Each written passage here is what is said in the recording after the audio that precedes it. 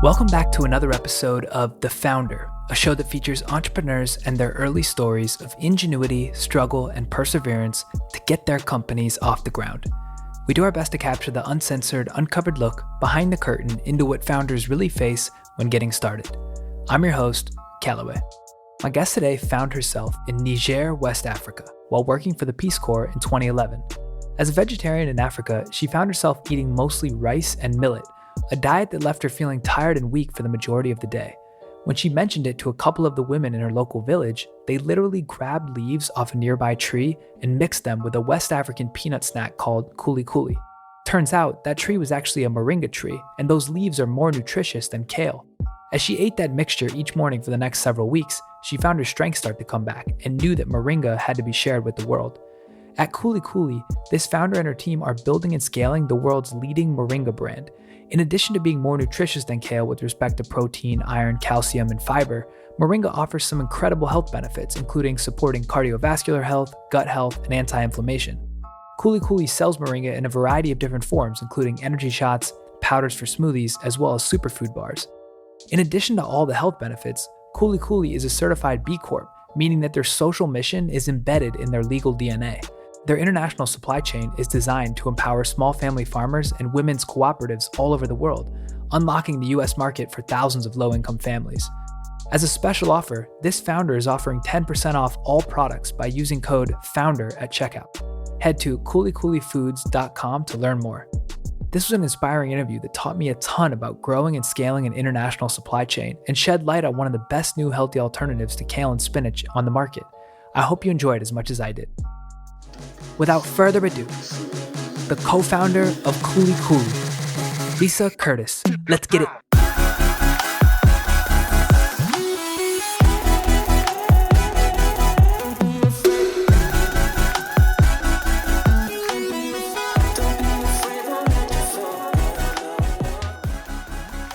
Lisa, welcome to the show. Thanks for having me. Absolutely. Yeah, really excited about it. So before we kind of walk through the origin story and how you grew the business, what I'd like to start with is just a quick kind of anchor point for Kuli Kuli. So can you talk to, your mission, your vision, where the company is today, the types of products you sell? Yeah, so Kuli Kuli is the leading brand pioneering a super green called moringa. So it's this amazing plant. It's actually a tree that has leaves that are more nutritious than kale, packed with protein, calcium, iron, and a lot of folks find it gives them natural, non-caffeinated energy. And so Kuli Kuli really sources that from small farmers, primarily African women. We sell it in the form of bars, powders, and energy shots in about 11,000 stores across the US. So everywhere from Whole Foods to even CVS and Costco. Cool. So let's rewind the clock, and I'm excited to kind of build up and hear the story of how you got started with this. Let's start with kind of the genesis of the idea. So I know you were in the Peace Corps and you were in Africa and you discovered this plant. Can you walk us through how that came to be and what the first couple of steps you took were? Yeah, so I was in a rural village in Niger, West Africa, and as a vegetarian found that I was feeling really tired off of eating mostly rice all day, and so asked a couple women in my village what I could eat to make me feel better. And they literally grabbed these leaves off a tree and mixed them into this West African peanut snack and said, eat it. It'll give you more energy. It'll make you feel better. So I started eating it. I'd never heard of moringa. I'd never thought to eat tree leaves. But it really did start to have an effect. It made me feel so much more energized, kind of felt my strength return. So I started doing some research and was like, wow, moringa is so nutritious. And here I'm sitting in one of the most malnourished countries and not many people were eating it. So started asking people, why weren't they eating this plant? What could I do to help them grow more of it, eat more of it locally? And the biggest thing they said is, well, why don't you help us create a market for it? Because we're not going to grow a crop that we can't sell. So without really knowing what I was signing up for, I was like, sure, I'll help you sell moringa in the US. And I'm still doing it, a decade later. That's incredible. Can you walk through like the health benefits of moringa? I was looking online and there's some crazy statistics, and it's amazing that, we hadn't heard about this kind of superfood before Kuli Kuli, but can you walk us through that a little bit? Yeah, so it's more nutritious than kale. So it's a really super, super green of all the greens out there. Has more anti-inflammatory benefits than turmeric. and has just an incredible amount of both protein, calcium, iron, and antioxidants. And it's kind of like the perfect food. It's like all of the vitamins and minerals you need, all jam packed into one little plant. When you were thinking about kind of creating the market for this, what did that look like at the beginning? So were you having, the plant process and then shipped to you in the US, and then you were trying to find ways to create consumable products out of it? Or, talk us through that a little bit. Yeah. So, I mean, it's a little complicated because building an international supply chain is not something you can do overnight. So, first, before I told farmers to grow a bunch of moringa, wanted to make sure that I could prove that there was a market for moringa in the US and that this was a viable um, product and a viable idea. And so started actually really small, just getting small amounts of moringa and adding it into bars and doing a lot of consumer research at farmers markets. Then did a crowdfunding campaign to get enough money to do an actual manufacturing run of the bars. That did really well, and then we launched into one single Whole Food store, and then did well there, and then grew. And in the sort of second year that we were on the market, we then launched nationwide, which was a huge sort of step up. When you were doing that initial, like, super early customer research, were you finding it difficult to, like, educate the customer on this brand new thing? Or were people really willing to try, based on the claims of how great it was for you, were they willing to try it pretty quickly? Definitely difficult. I mean, education is like the biggest challenge of running Kuli Kuli because a lot of people still don't know what moringa is. But I found we tested out a lot of different messaging. I found the idea of like a super green more nutritious than kale. People are like, nothing's more nutritious than kale. What is this? Yeah. So that seemed to resonate. And, I think people are always willing to try free samples. And so kind of having that and then getting them hooked with like the benefits. Yeah, and today you have bars, you have powders, you have kind of energy shots, you have a lot of different SKUs. How does that break down in terms of what seems to be working the best for you, or is it a pretty balanced mix across? It's definitely mixed. I would say the powders do more in volume for us. They have the most distribution. Bars, we do well like when we can kind of stand out. We're never going to be the Cliff Bar or kind of as big as some of the other bar companies or that just do bars in the bar category, but we do fairly well there. And then shots are kind of our newest, latest, and greatest. And that's been fascinating just in sort of the coronavirus time. A lot of people are looking for wellness shots. Yeah. And if you can share, where's the product roadmap, headed? What are there more vehicles that you're experimenting with today? What's that look like? Yeah. So we're actually looking at some keto-friendly superfood chocolate snacks Oh, that we're that's exciting. very excited about. I think they're amazingly delicious and like so nutritious. And so that is something we're working on right now and planning to launch early next year. Is especially like the powders and the almost like a supplement that you sell, is there a market to combine that with, like something like athletic greens or some other, superfood? Drink this and you get all your nutrients for the day. Is there an appetite to do that for you, like almost as a supplier for a product like that? We do, yeah. So we actually supply a decent number of brands with moringa. So we sell it under our own retail brand, and then we also supply it. Cool. When you think about your ideal customer, like the customer segments you go for and how that's changed over time, what does that look like today? Who's buying moringa right now? So we actually just did a consumer study, so we got some new insight there. Tends to be more female, although obviously not only. We call our sort of customer persona holistic Hannah. She's a big believer that food is medicine and that, what she puts into her body matters. And so she's always looking for ways to get more energy, build up her immunity. And she finds that often she starts by just adding moringa to her smoothie in the morning, and that she feels a real difference. It makes her feel kind of less dragging, just more energized. Is the reason you guys compare it to kale so often just because kale is so ubiquitous? So many people kind of default to kale when they think of like, what's this nutritious green that I can go for, or is it Yes. similar in profile? Yeah. Okay. I mean, in the sense that it's similar in the sense that it's a dark leafy green and has many similar benefits. We were on NPR in like 2015, and they're like, "Is moringa the new kale?" And it just really like stuck and resonated in a big way. So we've been kind of asking that question ever since. Yeah, I'd love to hear more about how you built this supply chain. I imagine because you found it in Africa and in these villages and you're employing so many people, like there's got to be so many benefits, for those cultures and building those communities. Can you talk about that a little bit and how that's evolved over time? Yeah, so Kuli Kuli works with about 2,400 farmers across 11 different countries, primarily on the African continent, but a bit in South America and Southeast Asia as well. In the beginning, of course, we didn't start there. We started with, well, first in my village, which was where I was trying to initially source from, and then sort of, exporting anything out of Niger is really complicated, and they weren't doing it at enough scale to really make sense. So then we started working with this awesome women's group in northern Ghana and really partnering with them. And then had a crazy experience where they were only suppliers, just this one women's cooperative in Ghana for about 2 years. And then there was a wildfire, and the entire moringa farm burned Oh down no. overnight, which was like a couple months before we were supposed to launch nationwide with Whole Foods. So Wow.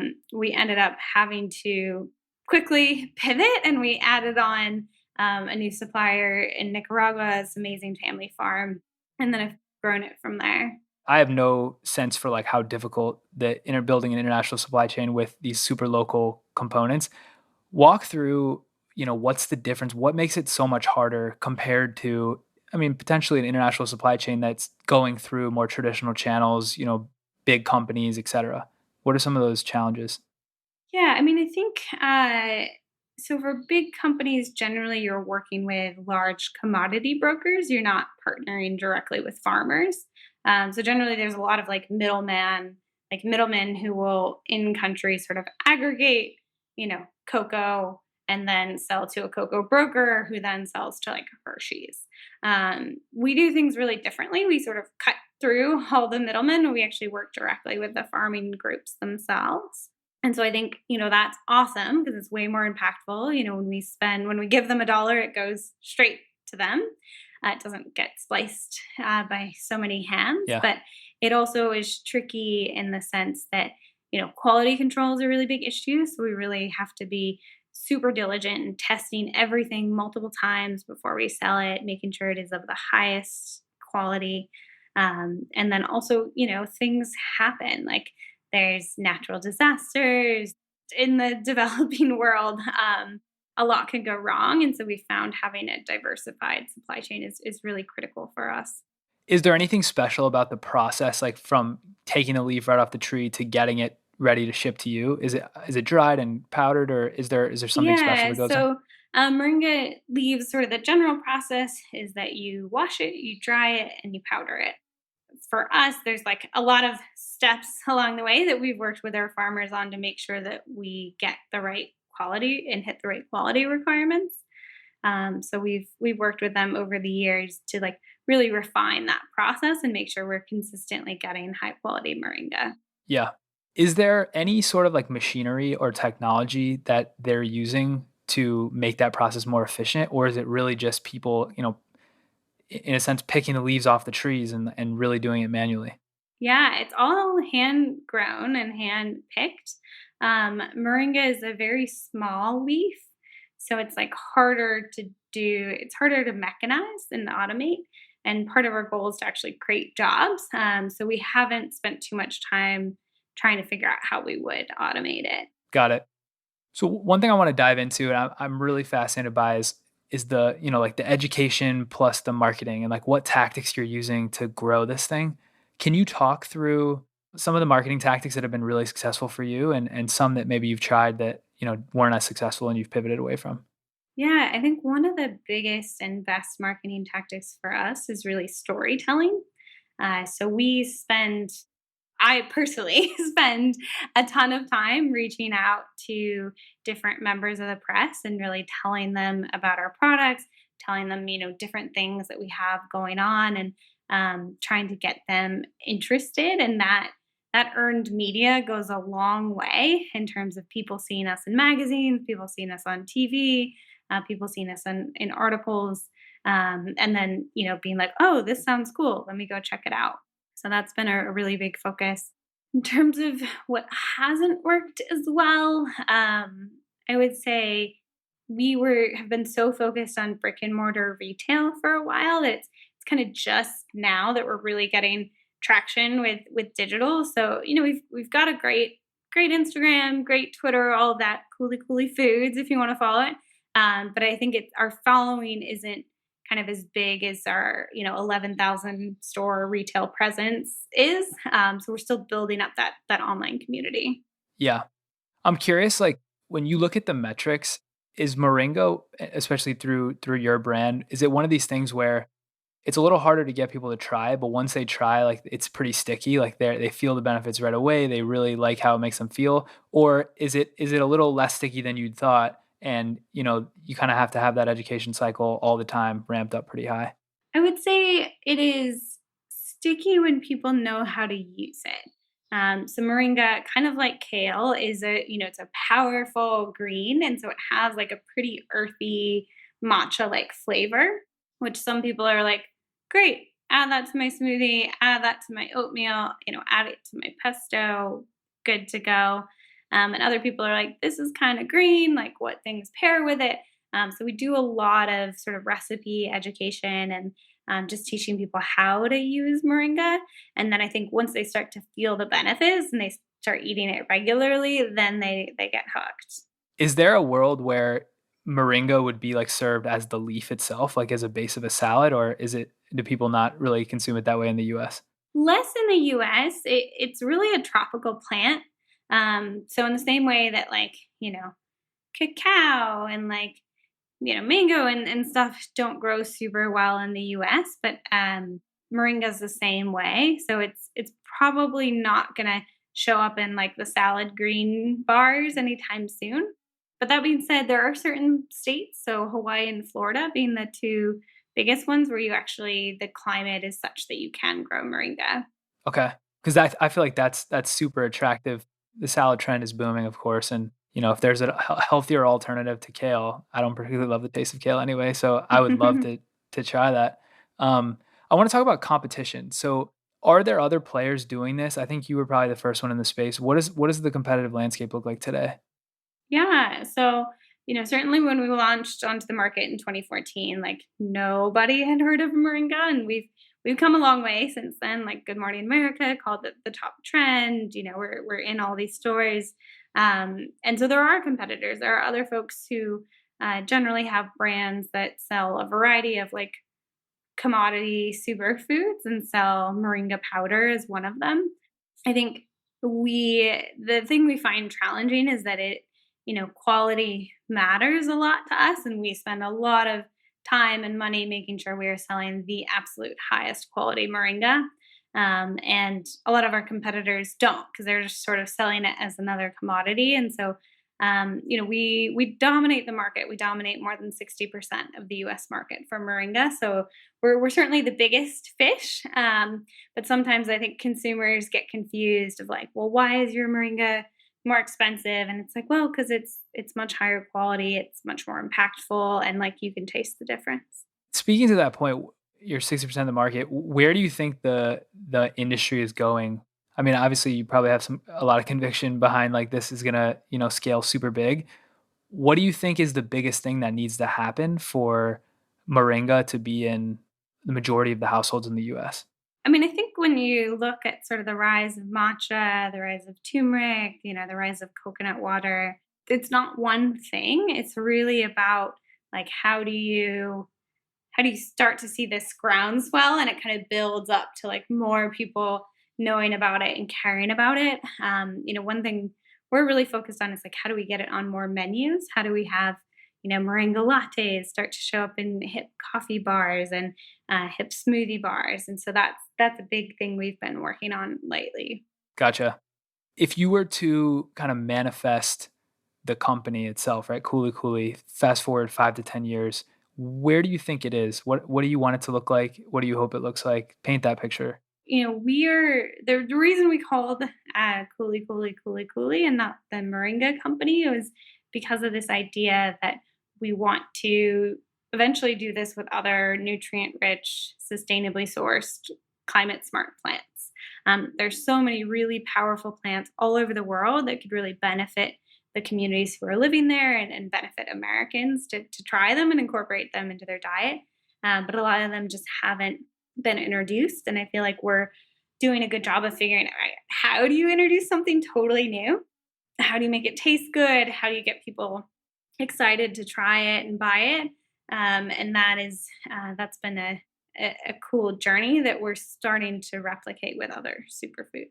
So to that point, are you already kind of experimenting with others, or you kind of building the roadmap and you'll start scanning in a few We years? are, yes. So our wellness shots are a really good example of this. So they're green tea wellness shots, and they're made with moringa and then other functional botanical superfoods that pair well with moringa. So we have like a Get Well Soon, which has moringa and camu camu, which is this really cool Amazonian like superfruit that's like the highest known source of vitamin C, and so on. And so we're starting to do that with our products, which has been really fun.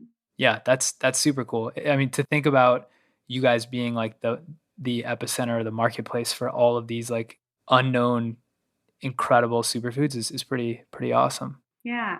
So I want to shift to kind of the other side of the questions.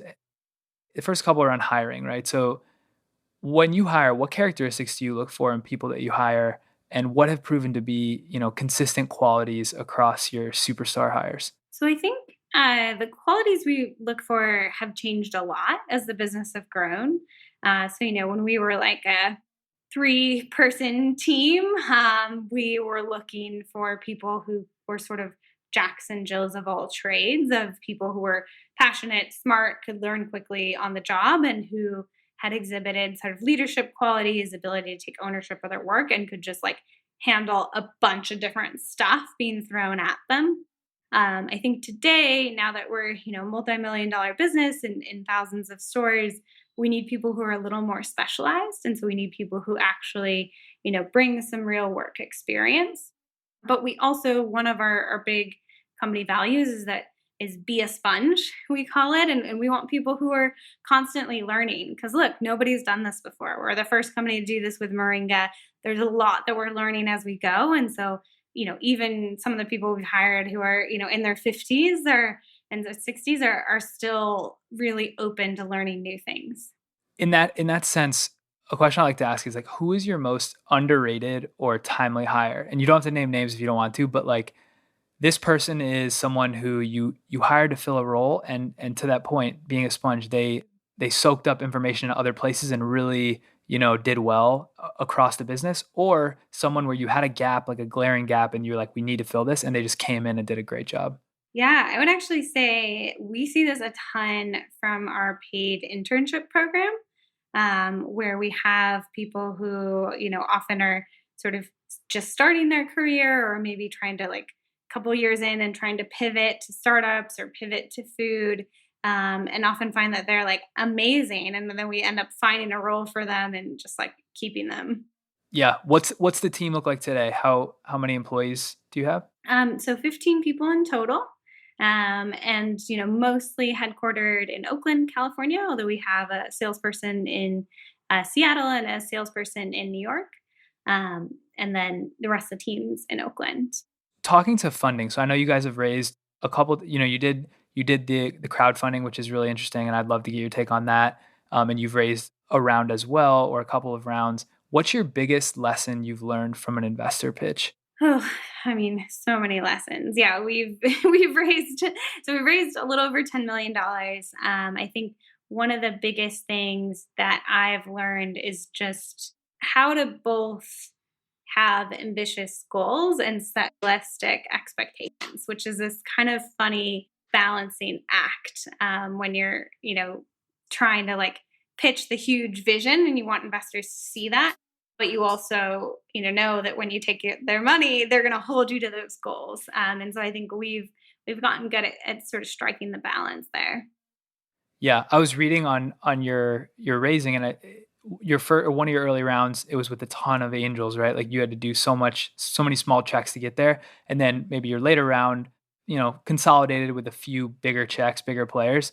What was the difference in those two rounds, other than traction, that you learned? Oh my gosh. I mean, mostly, I think that if I could have done anything differently, I would have, tried to have a lot more money to start Kuli Kuli on my own. I think starting it out of the Peace Corps, we just had, I had $2,000 was literally all the money I had, and put all that in. And so it meant that, I started fundraising very, very early, like when Kuli Kuli had just started to get into stores, like very early on. And so the people who would write me checks were not venture capitalists. They were like, kind of small angel investors who really believed in the mission, or, believed in kind of sustainable food. And so that was like pulling teeth for a long time. And then once we launched nationwide, that's when we did our Series A, and that was a cool time. So Kellogg led the round. Kellogg's venture capital firm led the round, and we had two other big VCs that, all very mission aligned, and it was just a lot easier having a smaller number of people. Yeah. A lot of founders that come on here, when they talk about the kind of early stages, they say, even pre-traction or pre-product market fit, it's all about like painting that story, painting the vision, and trying to get, those early people to buy in. Is the vision you painted during those times, which is a few years ago, is that the same as what kind of the blue sky vision is today? Or, how is that different if not? I think if every founder is like realistic with themselves, that the vision you painted 3 years ago in an investor pitch, it's never going to be exactly the same. Startups are always changing. I think the like broad strokes of, where we're going, why we're doing this, what we're trying to accomplish, some of the in channel strategy, that kind of thing has stayed the same, but the exact outcome, it always changes. Sure. So similar to that is around mentor advice. So I'm curious, what's the best piece of advice you've gotten from a mentor along the way in your entrepreneurial journey? So, I mean, one of the very early pieces of advice I got was go, before you start a company, go work at a startup and fail on someone else's dime, which is very smart because, I had this idea right out of the Peace Corps, and I started working on it, but started working on it as like kind of a side hustle, sort of passion project for a while, and went and worked at another startup, and just learned a ton about how to run an organization, how to fundraise. It was sort of like a little mini startup MBA of just being on the ground floor at a fast growing company. Yeah, no, that's a great one. Have you guys built an advisory board with either relevant people in the space or just like overall mentors and investors? And how's that worked? Yeah, so I built an advisory board very early.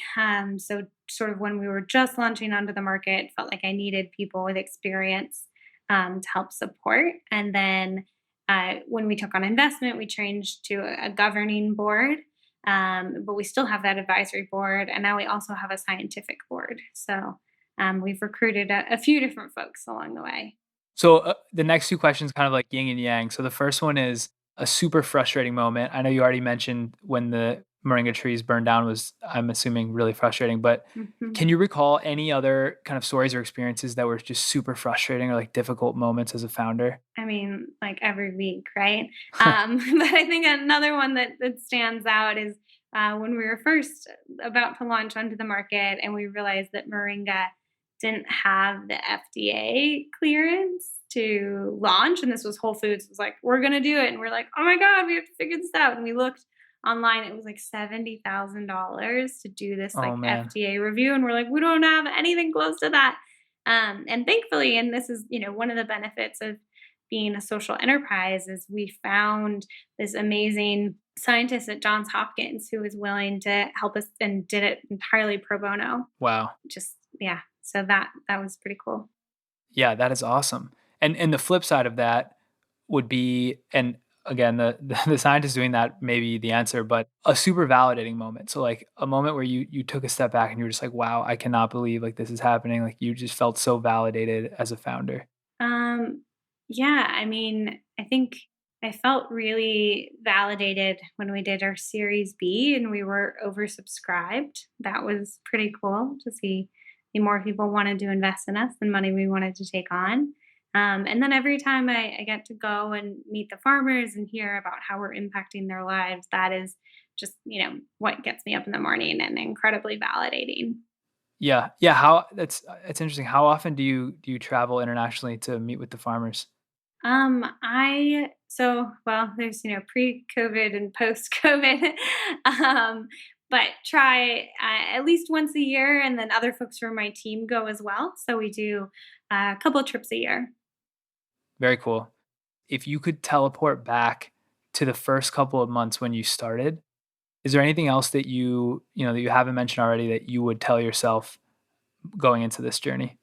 So I think I would have told myself to spend a little bit more time like refining the formula, doing more consumer research, kind of testing things out before we launch. I was so focused on like getting big that I didn't see the benefits of what you can accomplish while you're small, in the sense that it's much easier to pivot. And particularly when you're in manufacturing, like once you print, you know, hundreds of thousands of labels, manufacture thousands of bars, it's much harder to make tweaks. And so I think making more tweaks earlier on would have been really good. Yeah. I think usually that goes without, people don't mention that, but that's a great point because I feel like, especially CPG, there's so many like experimentation things you could do with the product early on. Totally. Another one is, what keeps you up at night question wise? Like, what are your biggest challenges today other than coronavirus stuff? I think team is like the biggest thing that keeps me up at night, of just thinking about, are we creating like the best possible workplace for all of our employees, and are we creating, really a model for like what a mission driven business should look like and feel like, and how do we do that on a budget? How do we do that, when people are remote? I think just lots of questions around that. Yeah. Along those lines, a question that I ask to a lot of people on the show that I get similar vibe from is being a founder is so rewarding. Like it's one of the best things ever for a lot of the people that I've talked to, but it's so difficult and it just like tests them so much. If you were to characterize or answer like why is being a founder so hard? I mean, I think you're going through all of the ups and downs of a business, but you're going through it with like two people instead of like, the resources of a huge company. So I think it's harder because it's so much more pressure. And I think particularly as a founder, being the leader, you want to have the answers and you want to feel like you're doing the right thing. And often you don't know what the right thing is. And so figuring that out can be challenging. A few questions here, a little less related, like specifically to the business, but would love to get your take. One is around like trends. So, you're probably well versed, well read. You know a lot of what's going on, especially in like healthy foods and overall wellness. What are some market trends, either in that space or outside, that you see that are really exciting to you, either as a consumer or like if you put your investor hat on, that would be attractive? Yeah, I think food is medicine is like a really exciting trend. And I think it's been fascinating to just see the spike of different superfoods. Like, we saw a big spike in our moringa products in store, and lots of other products. So I think people are now kind of realizing that what we put into our bodies really matters and it makes a big difference. And particularly at a time when we don't feel like we have a lot of other control. It's hard. There's no vaccine yet. So it's like, what can we do to keep ourselves healthy and, stay inside and all of that, but also build up our immunity too. A lot of founders talk about like strict morning routine that they stick to consistently day to day. Some wake up early, some don't, but usually they have a strict routine. What's your morning routine look like? And do you have any secret weapons? Yeah. So I meditate for 10 minutes every morning. Um, so sort of pre-COVID, post-COVID, it's changed a little bit. I would say what I'm doing right now is kind of after meditating, then I'll write for 30 to 45 minutes. And then we'll, kind of switch into work mode, and then start not by checking my email, start by figuring out what's the top 3 things that I need to do that day and trying to get one of them done before my next meetings or before, any calls. And I generally don't look at my email until the afternoon, sometimes the evening if it's a really busy day, because I find that it's really challenging to get things done if you get pulled in a million different directions right away. And inboxes are black holes often. So I really try to focus on like getting my most productive morning hours really utilized, and then going on to more meetings, emails, etc. Yeah, I really like that approach. I think when you get up and you go right into email, it's like the day you like never got started and you're just getting like dragged along all day. I totally feel that. What's one favorite product for like personal life and one for business that you just can't live without? Yeah. So for personal life, I really like the app Headspace. It's my meditation app, and that's been great. Uh, for business, trying to think of something like more unique than my laptop, which is Yeah. what Any goes like any every. like programs? Any Um, programs you guys use at Kuli Kuli that like yeah, we like Asana a lot. We also really like Pipedrive as like a sales organization tool. Um, oh, and I love Boomerang. It's like a nice way to like follow up with people and kind of nudge their emails back if they don't respond. So yeah, we have a lot of different tips and tricks. But honestly, the one of the biggest things for me is I really like writing stuff down, and so I constantly have a notebook and a pen and like taking notes always. yeah, that's great. So three more questions for you. One is around learning and resources. So if people are interested either in entrepreneurship or, health and wellness, any books, newsletters, podcasts, social media follows that you'd recommend for people to check out? Yeah, so many great books. I really love, a lot of the like the Art of the Start, 4 Hour Work Week, a lot of those like traditional startup books. But then I also like a lot of the maybe kind of business memoirs. So Shoe Dog by the founder of Nike, Let My People Go Surfing by the founder of Patagonia. I think just really cool to hear their journeys. And then I don't follow as many blogs. I tend to do more book reading. Okay, cool. So final two questions for you. We ask these to every single guest, so I'm really excited to get your take. The first one is the startup manifesto. So if you had to write a startup manifesto with 5 of the most important key lessons or pitfalls to avoid when starting out, what would they be? Yeah. So I think number one is figure out what you are so passionate about that you will sign up for a lifetime of struggle, because startups are not easy and you need grit and determination to get through it. I think second thing is do everything you can to fundraise later because you'll get better valuations, you'll have an easier time recruiting investors. Lesson number 3, people are everything, and hiring bad people and keeping bad people is way more expensive than just hiring and compensating the right person. And you'll regret it if you don't hire well and fire quickly. I think fourth thing is that humans are not robots, that we need to really focus on culture. We need to focus on like making sure there is, some work-life balance, and that people feel motivated and inspired, because if they don't, they'll not produce and won't be effective and happy. And then I think fifth, most importantly, is like your body is your temple and you need to take care of it. And if you take care of it, if you eat right, if you sleep well, if you drink lots of water, if you exercise, do all the things that everyone knows we're supposed to do, you will be so much more productive for it. And, when I am super stressed out, instead of staying up late, I go to bed early. And sometimes I wake up early to get, things done. But I really am a big believer that, like, especially in times of high stress, the answer is not to stay up really late or like, grind your way out of it. It's you need to like step back and meditate or sleep and figure it out that way.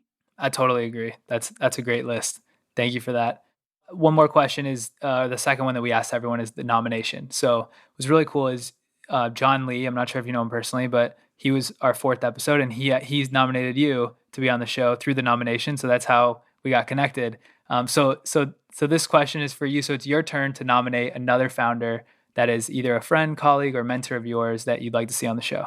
Yeah, I think Dan Kurzak, who is the founder of Regrain, has an awesome story, and I'd be happy to connect you with him.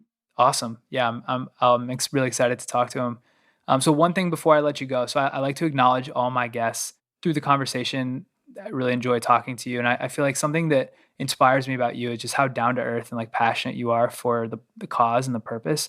You can tell, through your stories and through the journey that you took, like there wasn't always a clear path, but you've continued to push through and stay passionate and charged toward the vision. So I'm really thankful you kind of shared the time, and I'm excited to keep watching Kuli Kuli and support it growing. Yeah, thank you. Thanks for having me on. I appreciate it. For sure. One last thing. So I know you plugged the Instagram Kuli Kuli Foods. Do you want to share kind of the website or your personal social? Yeah. So, kulikuliFoods.com, KULIFOODS.